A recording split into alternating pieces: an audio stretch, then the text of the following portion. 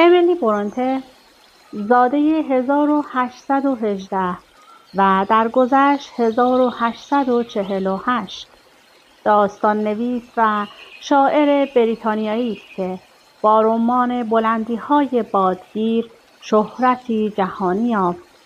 او اشعار بسیاری نیز سروده است. بلندی‌های بادگیر یکی از عجیب‌ترین و شورانگیزترین آثار ادبیات انگلیس است.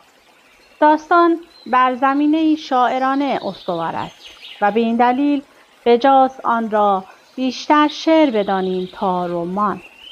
در این رمان ساده‌دلی‌ها و درونبینی روانشناختی فوق‌العاده‌ای به توالی دیده می‌شود، به گونه‌ای که آن را در شمار آثار کلاسیک آورده است.